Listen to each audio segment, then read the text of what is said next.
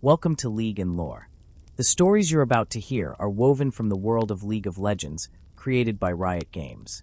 This video is a fan-made retelling, meant to explore and celebrate the lore of Runeterra. If you enjoy tales of ancient wars, fallen champions, and forgotten legends, consider subscribing, leaving a like, and ringing the notification bell, so you never miss a new story as it unfolds. Ahri Chapter 1. The Hunger That Learned to Remember. Ahri was born into absence. Not the absence of family, though that came later, but the absence of certainty. She did not emerge from a lineage she could trace, or a culture that named her cleanly. She woke into the world with instincts already awake, senses already tuned to something older than memory. Hunger came first. Not for food, not for warmth, but for essence, the ineffable vitality that clung to living beings like heat after fire. This hunger did not ask permission. It answered. When Ahri fed, she did not simply consume. She absorbed. Emotions, fragments of memory, impressions of fear and desire. All of it bled into her, coloring the world in ways she could not immediately understand. The first time it happened, she panicked. The second time, she learned. The third time, she realized she could not stop. She was a Vastayan, one of the many beings born of the ancient mingling between mortal flesh and the spirit realm. But even among Vastaya, Ahri was different. Her connection to spirit was not distant or ritualized. It was intimate, immediate, dangerous. Where others communed, she devoured, and each feeding left something behind. Faces she had never seen in waking life appeared in her dreams. Voices whispered memories she had not lived. Fear lingered long after the body it belonged to had gone still. Ahri did not yet understand death, but she understood loss, because she carried it inside herself. This was the first truth she learned. Power does not arrive empty. The tribe she encountered sensed her wrongness instinctively. Spirits recoiled. Vastaya elders watched her with wary eyes. She was not cast out immediately. Fear rarely acts that quickly. Instead, she was observed, tested, whispered about. Some believed her hunger could be disciplined. Others believed it would consume her, and anyone near her. They were all partly right. Ahri learned to restrain herself the way predators learn to stalk, by practicing hunger rather than indulging it. She fed sparingly. She avoided attachment. She stayed moving.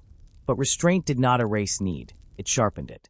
The longer she denied herself, the more violently the hunger surged when it finally broke free. Her first true mistake was made in loneliness. She allowed herself to stay in one place too long. She listened to stories by firelight. She learned names. She let familiarity dull vigilance. When the hunger came, it did not feel like desire. It felt like necessity. She fed without malice, without intention, without control. When she came back to herself, she was alone. The village was quiet in the way only aftermath can be quiet. Ahri fled.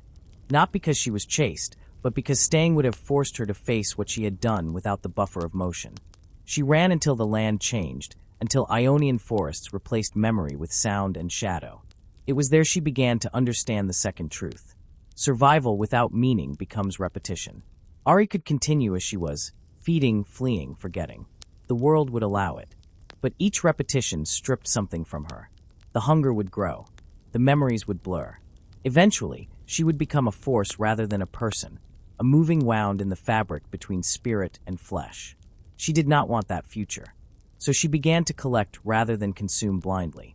Ahri learned to choose her prey, not the innocent, but the violent. Not the fragile, but the cruel. She told herself this was justice, or balance, or necessity. In truth, it was management.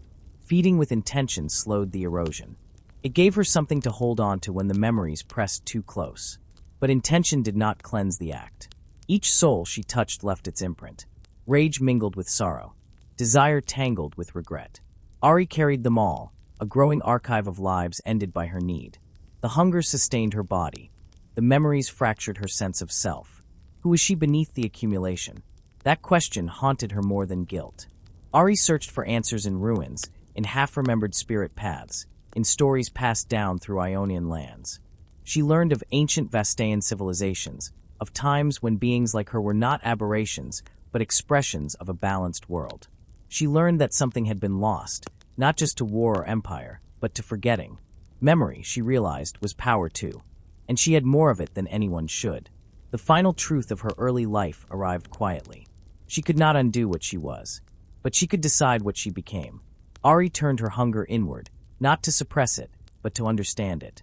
She began to seek out memories deliberately, not for sustenance alone, but for knowledge. Each soul offered fragments of history, of culture, of forgotten truths. Feeding became archive.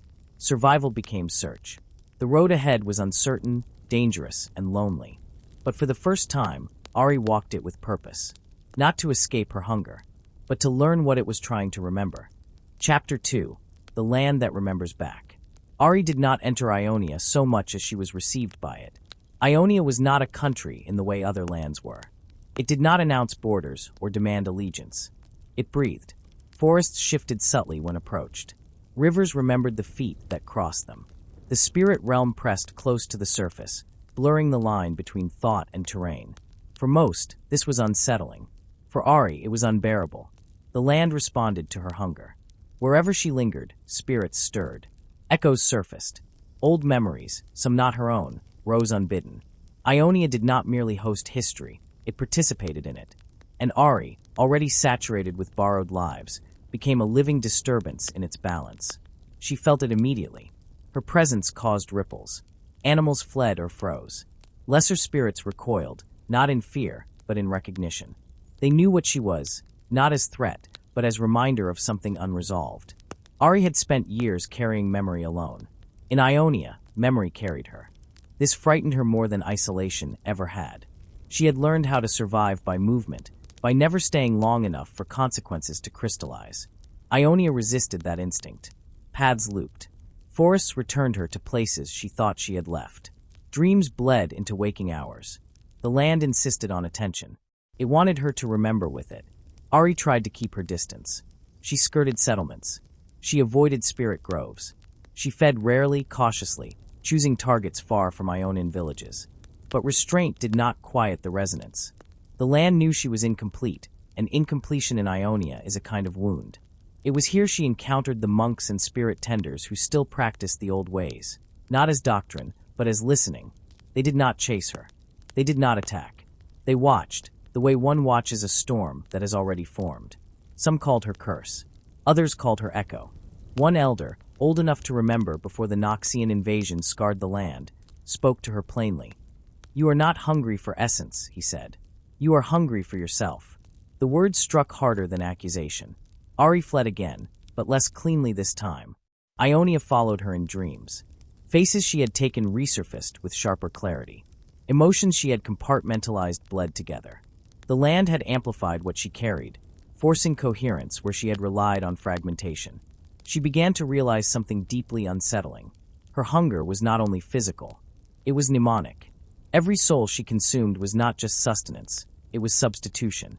She filled the absence of her own past with the pasts of others. She did not know who she had been, so she borrowed who others were.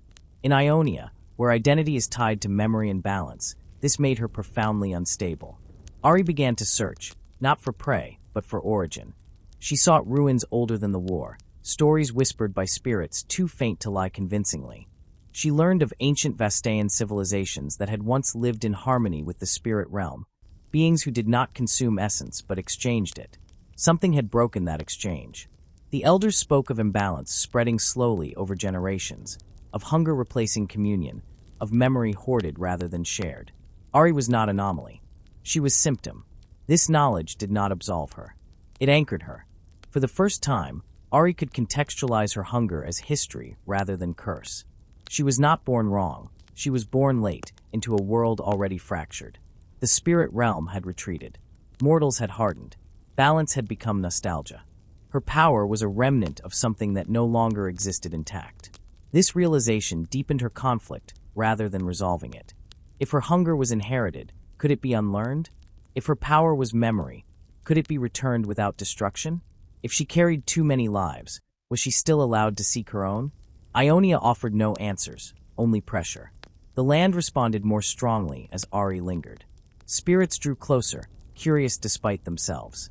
Some were repelled, others were drawn, sensing in her a convergence of lost narratives. Ahri felt exposed in a way she never had before. The masks she wore among mortals did not work here. In Ionia, what you are eventually surfaces. She realized then that remaining would force confrontation, not with enemies, but with accumulation.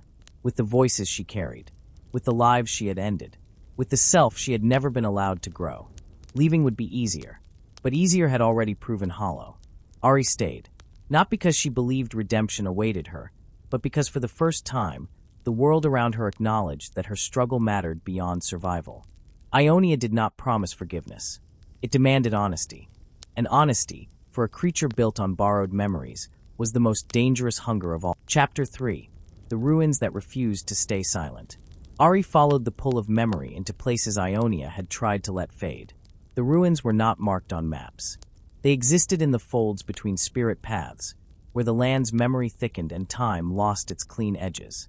Stone structures lay half-swallowed by roots and moss, their carvings worn smooth not by age alone, but by avoidance. These were not sites destroyed by war. They were sites abandoned by consensus. Ahri felt them before she saw them. Her hunger shifted here, not sharper but deeper. Essence lingered like sediment, layered with centuries of emotion. These were places where Vastaya had once gathered not to feed, but to exchange, to share memory with the spirit realm rather than steal it from mortal lives. The architecture itself was designed for resonance, not containment. Stepping into the central chamber, Ahri felt something break open inside her. Not a surge of power, a collapse of distance. Memories she had carried for years, faces, voices, deaths, lost their isolation. They began to arrange themselves, not as noise, but as pattern. She felt her hunger respond, not with urgency, but with recognition. This was what it had been shaped for. Not consumption. Circulation. Ahri staggered. The realization was unbearable in its implication. Her power had never been meant to take essence permanently. It had been meant to carry it briefly, to move it between realms, to prevent stagnation. Something in that ancient system had failed, slowly, quietly, until hunger replaced stewardship. She had been born into the aftermath. As Ahri moved deeper into the ruins, the barrier between her memories and the land thinned. Spirits emerged cautiously, not aggressive, not welcoming, but curious. They did not flee her. They studied her, sensing that she carried something that belonged to them.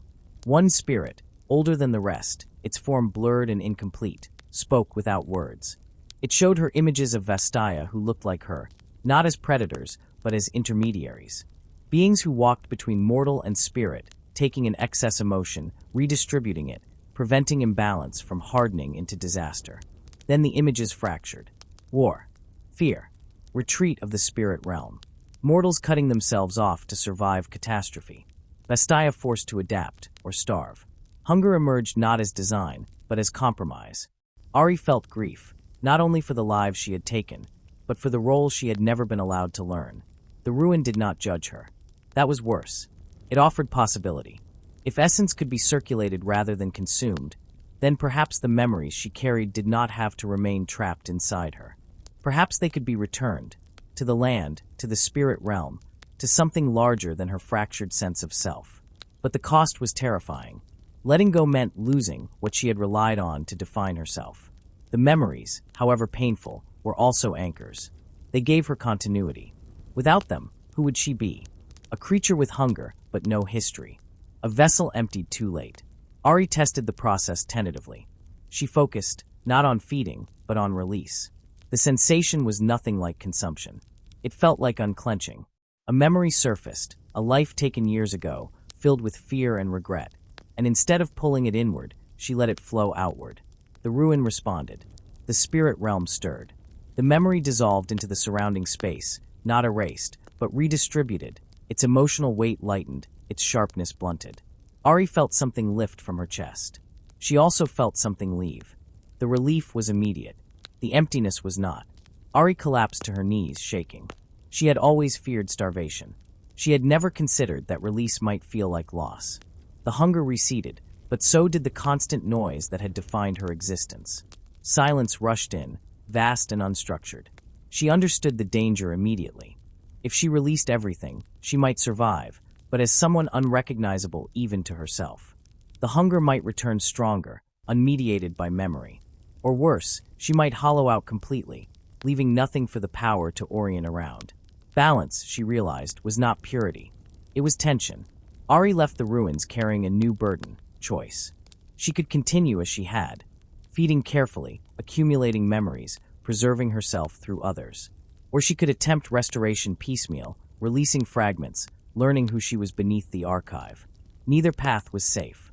Ionia offered no guidance beyond presence. The land watched. The spirits waited. The ruins remained, silent now but aware.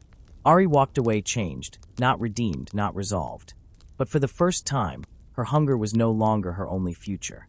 She had learned what she was meant to be. Now she had to decide whether she was willing to survive the process of becoming it.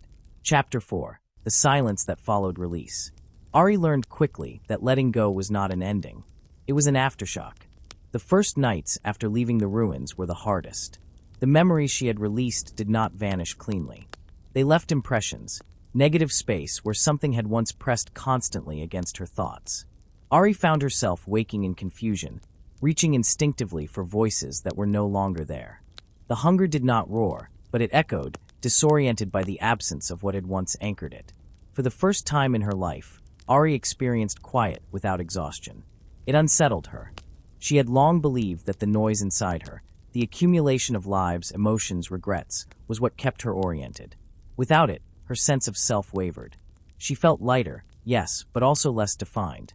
Hunger still existed, but it no longer drowned out everything else. It waited.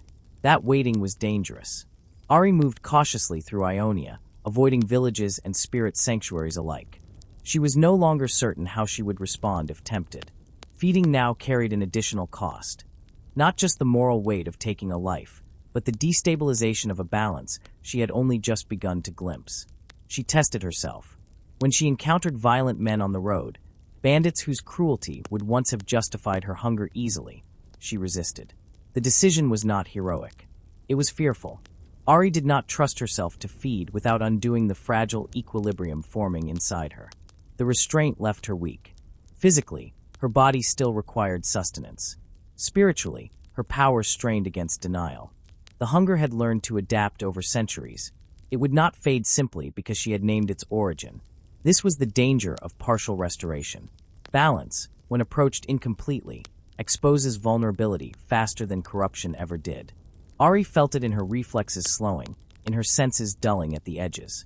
She began to realize that the ancient role she had uncovered was not meant to be performed alone. Vastaya intermediaries had once existed within a network, supported by ritual, community, and shared responsibility. She had none of that. Ionia did not rush to fill the gap. The spirits watched her carefully now, not hostile, but distant. They had seen attempts at restoration fail before. They would not intervene prematurely. Balance, in Ionia, is not enforced. It is allowed to succeed or collapse on its own terms. Ahri's isolation deepened. She began to question whether her restraint was wisdom or fear disguised as virtue.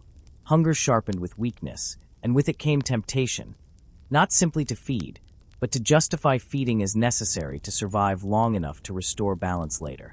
This logic frightened her more than the hunger itself, because she recognized it. It was the same logic that had governed her life before, postponing reckoning in the name of survival, accumulating cost in the hope of someday paying it back. She had seen where that path led. Still, the body does not reason. One night, exhausted and disoriented, Ahri fed again.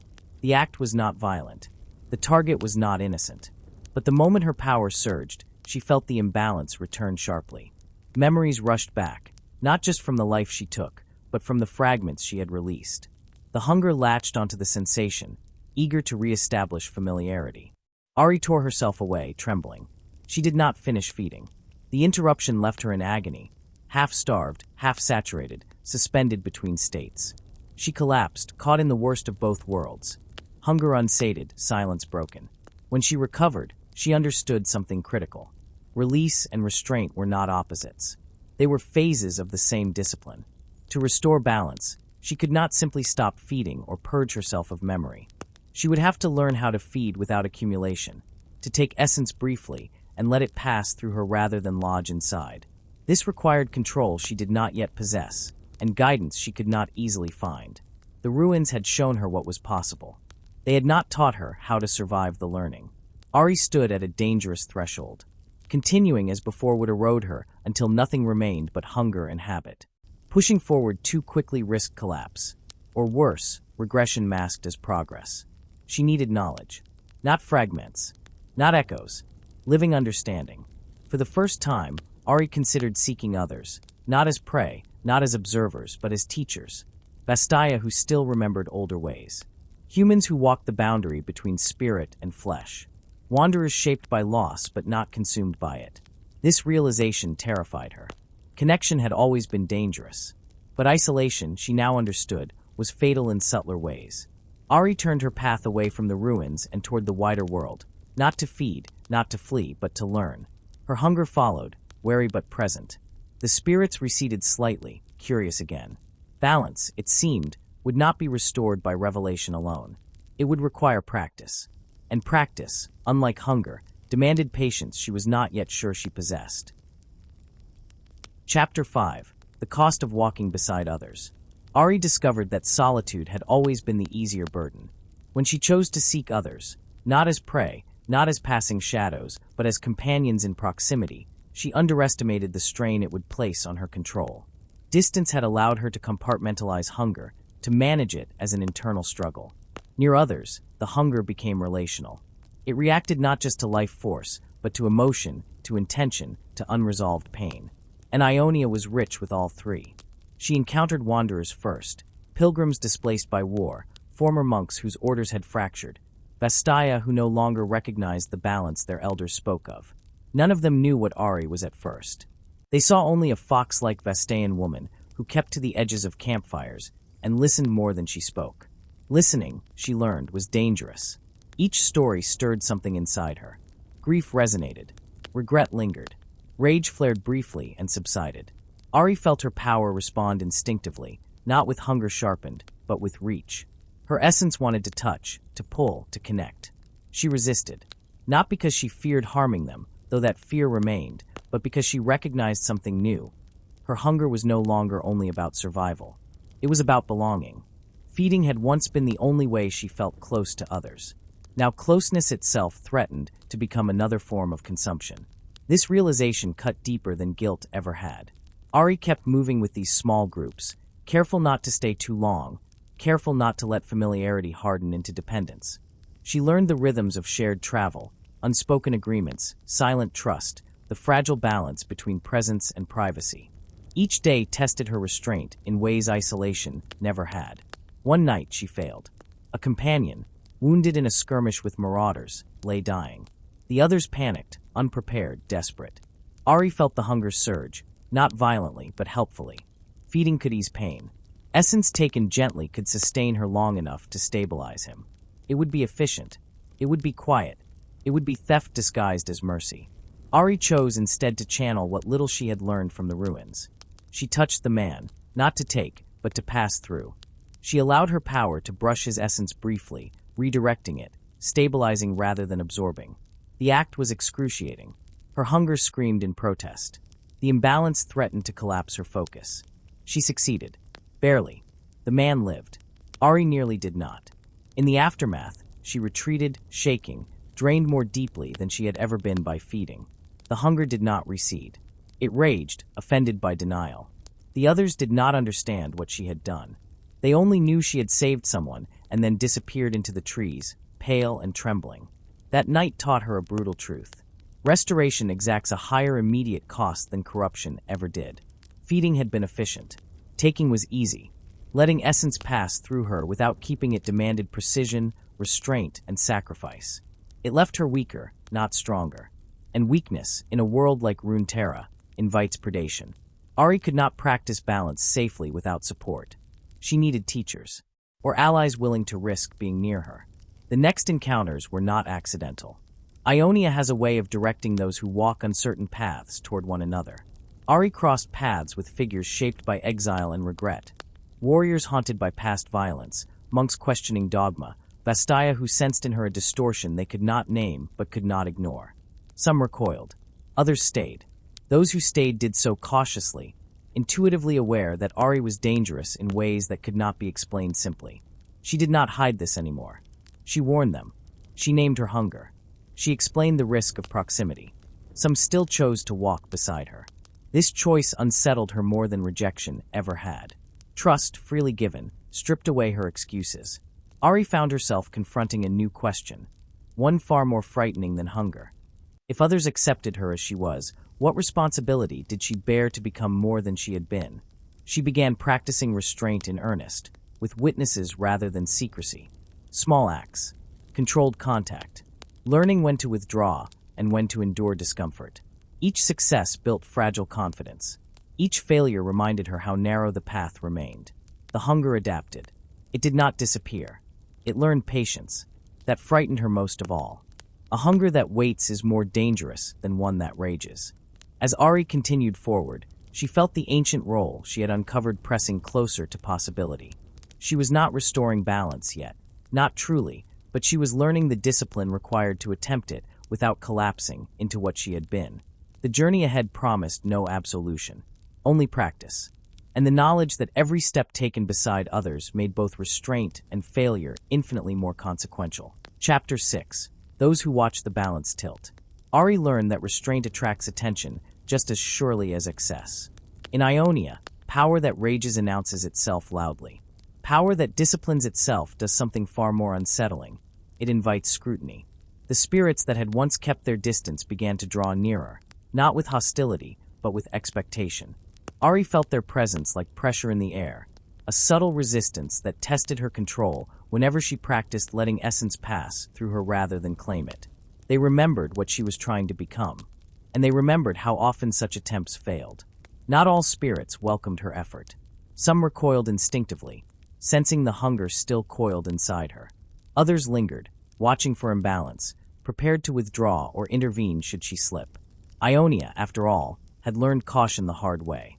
The land had survived catastrophes born from good intentions pursued without restraint. Ahri understood their skepticism. She shared it. Her progress was uneven. Some days, restraint felt natural, almost elegant. Other days, hunger surged unpredictably, triggered by emotions she had not yet learned to process without instinctively reaching for essence. Fear was manageable. Anger, too. But longing, that was dangerous. Longing blurred boundaries. As Ahri traveled with others, she felt the temptation to anchor herself through connection. To take not essence, but certainty. To believe that belonging could substitute for balance. The hunger reacted to this instinct, eager to fuse closeness with consumption. She resisted, but resistance without understanding breeds fracture. It was during one such moment of strain that Ahri encountered opposition not from spirits, but from people. A sect of Ionian spiritualists, self-appointed guardians of balance, had been tracking disturbances along ancient pathways. They believed imbalance must be corrected swiftly, decisively, before it spread. To them, Ahri was not a seeker of restoration. She was a risk. They confronted her openly, accusing her of destabilizing spirit flows, of practicing forbidden techniques without sanction. Their fear was not irrational. They had seen what happened when Vastaean power went unchecked. They believed prevention required removal. Ahri listened. She did not deny her nature. She did not beg for trust. She explained what she was attempting, not as plea but as fact. She spoke of circulation rather than consumption, of restraint learned through pain rather than doctrine. She admitted uncertainty. She admitted danger. This unsettled them more than defiance would have. Balance, in their view, was preserved through rules and lineage. Ahri represented adaptation, messy, costly, unpredictable. They could not classify her as enemy without ignoring her effort. They could not accept her without risking precedent. They chose surveillance. This choice echoed painfully familiar patterns. Control framed as caution. Observation framed as protection. Ahri recognized the shape of it immediately. Another system deciding to wait until she failed. The realization hardened something inside her. She had spent her life running from judgment or hiding from it. Now she stood exposed, not because she had been caught, but because she had chosen to try something different. If she failed, it would not be quietly. That knowledge sharpened her discipline. Ahri began practicing with intention, even when exhausted, even when hunger pressed hard. She learned to ground herself not in memory, but in sensation, the present moment, the physical world, the rhythm of breath and movement. She discovered that hunger weakened when she acknowledged it without indulging it. This was not suppression. It was conversation. She spoke to the hunger internally, not as enemy, not as master, but as inheritance. She began to recognize its patterns, its triggers, its limits. It did not vanish. It adapted to her adaptation, becoming less violent, more insistent. Negotiation replaced domination. The spirits noticed. So did the watchers. Ahri's restraint did not eliminate risk, but it stabilized it. Disturbances lessened. Spirit flows smoothed where she passed. The land responded cautiously, offering neither approval nor rejection. Balance, in Ionia, does not reward effort. It observes outcome. Ahri understood that she was still on probation, not formally but cosmically. One misstep could undo months of progress. One act of desperation could confirm every fear held about her kind. The pressure was immense, but for the first time, it was shared. Others walked with her now, not constantly, not reliably, but deliberately. They did not fully trust her. They trusted her commitment. That distinction mattered. It forced accountability without demanding perfection. As Ahri continued forward, she felt something unfamiliar take root alongside hunger and restraint. Responsibility. Not imposed. Not enforced. Chosen. She was no longer running from what she was, nor chasing what she might have been. She was practicing something fragile and difficult, becoming accountable to a future that did not yet exist. Ionia watched. The spirits waited. And Ahri walked on, knowing that balance was not a state to be reached, but a tension to be maintained, one deliberate step at a time. Chapter 7. The shape of what she could become. Ahri sensed the distortion long before she encountered its source. It was not hunger. Hers had learned restraint, learned patience. This was something adjacent but sharper, like a mirror held at the wrong angle. Essence moved unevenly through the land ahead, pooling rather than flowing, leaving residues of emotion too concentrated to disperse naturally. Spirits avoided the area entirely. Even the forest seemed reluctant to claim the space. Ahri knew what that meant. Someone like her, but without restraint. She approached carefully, aware that this was not a test she had chosen. The figure she encountered was Vestaean, fox-like in silhouette, radiant in power and utterly unanchored. Their presence pulsed with accumulated memories, rage, pleasure, triumph, terror, layered so densely that individuality had collapsed into sensation. Hunger had not merely consumed others here. It had become the self. The encounter was brief but devastating. The other Vestaean did not attack immediately. They circled Ahri with curiosity, amusement flickering across their expression. They recognized her hunger instantly, and her restraint even faster. To them, it looked like self-mutilation, like refusal of inevitability. "You're starving yourself," they said lightly. "Why pretend otherwise?" The words struck deep because they echoed Ahri's own private doubts. The other spoke of freedom, the ease of surrender, the relief of letting instinct guide action. They framed accumulation as transcendence, claiming that identity expanded with every soul taken, that memory was power meant to be held, not returned. Ahri felt the pull intensely, not because the argument was seductive, but because it was familiar. This was who she had been. This was the path she could still take, should she choose comfort over discipline, certainty over vulnerability. The hunger inside her responded eagerly, recognizing kinship. The confrontation turned violent only when Ahri refused. The clash was not about strength. It was about control. The other Vestaean struck with overwhelming force, unburdened by restraint, fueled by accumulated essence. Ahri fought defensively, grounding herself, letting power pass through her rather than surge outward. Each exchange was agony. She felt memories trying to latch onto her, seeking purchase. She felt her hunger strain against discipline, desperate to answer excess with excess. The land itself recoiled, spirits retreating as imbalance spiked dangerously. Ahri nearly lost herself. What saved her was not superiority, but choice. In the moment where feeding would have ended the fight quickly, Ahri instead did something reckless. She released. Not outward blindly, but deliberately. She opened herself as conduit, allowing the excess essence to spill into the land rather than into herself. The act tore through her. But it worked. The imbalance collapsed, not into emptiness, but into diffusion. The other Vestaean faltered, stunned, not defeated, but destabilized. Their accumulated power, suddenly unmoored, began to unravel. They fled, not out of fear, but confusion, their certainty shaken for the first time. Ahri fell. She did not chase. She lay shaking, depleted beyond anything she had experienced before. The hunger screamed, offended and desperate, but she did not answer it. She breathed. She endured. She remained. The spirits returned cautiously. Not in approval. In acknowledgement. Ahri understood then what that encounter truly was. Not a battle. A warning. This was what awaited her if she chose convenience over discipline. This was the endpoint of accumulation without accountability, power without circulation, memory without meaning. She had not won. She had diverged. As she recovered, Ahri realized something quietly profound.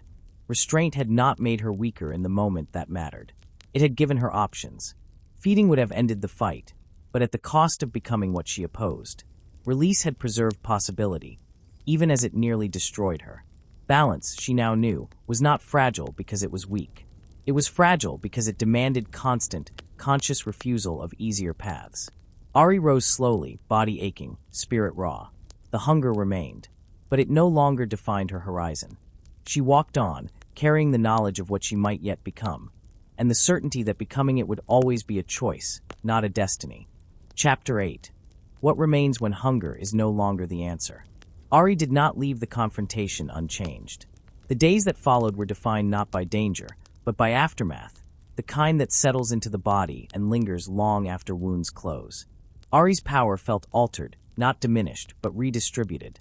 Where hunger had once surged predictably, now it surfaced unevenly, responding not just to proximity or emotion, but to choice. Control had not eliminated need. It had made need conditional. This frightened her more than raw hunger ever had, because it meant there were no longer excuses. Ahri could no longer tell herself she fed because she must. Every act of consumption now required consent from herself. That responsibility weighed heavily. It stripped away inevitability and replaced it with accountability. If she failed now, it would not be because she was cursed. It would be because she chose wrongly. Ionia seemed to recognize the shift.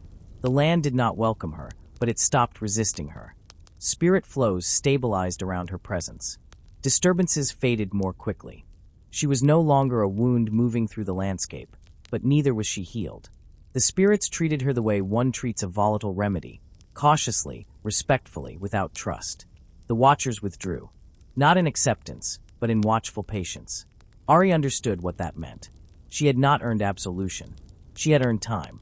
Time to continue practicing. Time to fail carefully rather than catastrophically. Time to exist without being immediately corrected by force.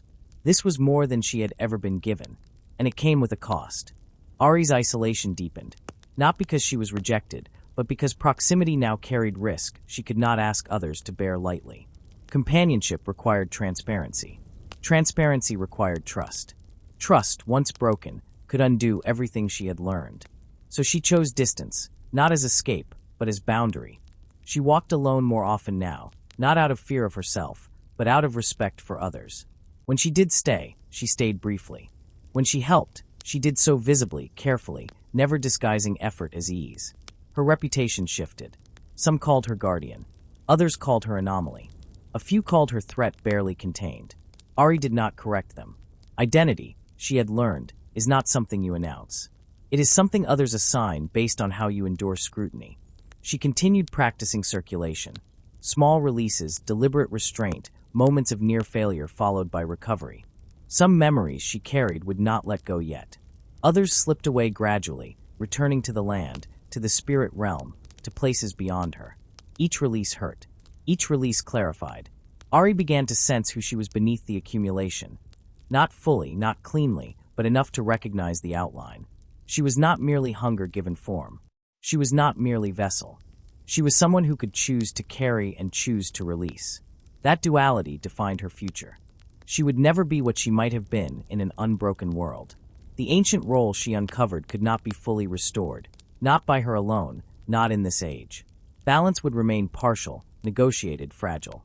But fragility, she realized, was not failure. It was evidence of care. Ahri did not seek redemption. Redemption implies an ending, a state of being cleansed and complete. Her path offered no such comfort. What it offered instead was continuation, a way to move forward without erasing the harm already done, without surrendering to it either. She would walk Runeterra as a boundary rather than a force, a reminder rather than a solution, and that, she accepted, would have to be enough. Ahri turned her gaze outward, toward lands beyond Ionia, where imbalance took other forms and memory fractured differently. Her journey would not end here. It would simply change shape, less frantic, more deliberate, always unfinished. The hunger followed, but it no longer led. That's today's story from Runeterra. If you enjoyed the lore, consider liking the video and leave us a comment. Thank you for listening, and I'll see you in the next story.